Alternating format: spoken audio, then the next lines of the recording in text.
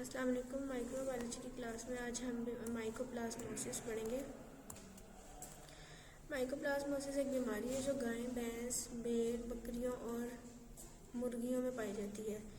ये माइकोप्लाज्मा एक ग्रुप है, उससे रिलेटेड कुछ बैक्टीरिया जो हैं वो स्पेसिफिक बैक्टीरिया स्पेसिफिक जानवरों के अंदर बीमारी पैदा करते हैं। जैसे माइकोप्लाज्मा माइकोइड्स बोविस गाय भैंसों में बीमारी पैदा करता है। कैप्रिकोलम जो है वो भेड़ और बकरियों में, और माइकोप्लाज्मा गैलीसेप्टिकम ये मुर्गियों में बीमारी पैदा करता है। और इसमें क्या इस बीमारी में क्या अलामात, रेस्पिरेटरी अलामात शो होती हैं।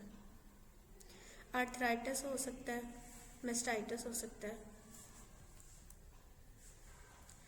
ये बीमारी किस बैक्टीरिया की वजह से होती है ये आपको मैं बता चुकी हूँ।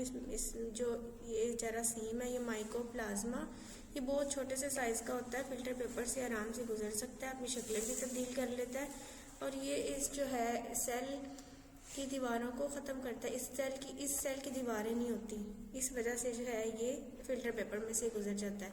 ग्राम स्टेनिंग जो स्टेन है उससे ये स्टेन नहीं होता, उस स्टेन को ये नहीं पकड़ता, और इसको जो है कॉलोनी फ्राई अंडे की शक्ल की होती है। ये बैक्टीरिया जो है हर तरह के माहौल में ग्रोथ कर लेता है, ऑक्सीजन मौजूद हो या ना हो, ये हर तरह के माहौल में जो है ये ग्रोथ हो जाती है, इसकी परवरिश हो जाती है।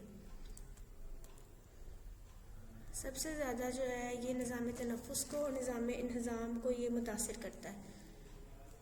निज़ाम तनफ़ुस और निज़ाम इंतज़ाम के बस जो हिस्से होते हैं उनकी झिल्लियों पे जाके ये चिपक जाता है, क़ुव्वत मुदाफ़ियत को कम करता है। वो सेल जो जानवरों के अंदर क़ुव्वत मुदाफ़ियत को बढ़ाते हैं, उन सेल्स के साथ ये चिपक जाएगा और उनको मुतासिर करेगा, जिससे जानवर बीमार होगा, उसकी क़ुव्वत मुदाफ़ियत ख़त्म होगी।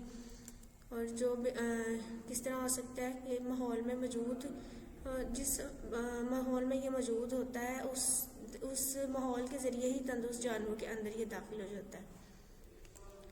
इसका इलाज जो है वैसे तो इधर एंटीबायोटिक टाइलोसिन और लोक्सिन वगैरह आप यूज़ कर सकते हो, लेकिन इसका कोई इलाज नहीं है। सबसे बेहतर इलाज है कि बीमारी आने से पहले आप वैक्सीनेशन लगा दो ताकि इस पर कंट्रोल पाया जा सके। वरना जो है इसमें इतनी ये मुख्तलिफ बीमारी है कि जानवर को एंड पे ज़िबाई करना पड़ता है, और PCR से और एलाइज़ा की मदद से आप इसकी तशख़ीस कर सकते हो।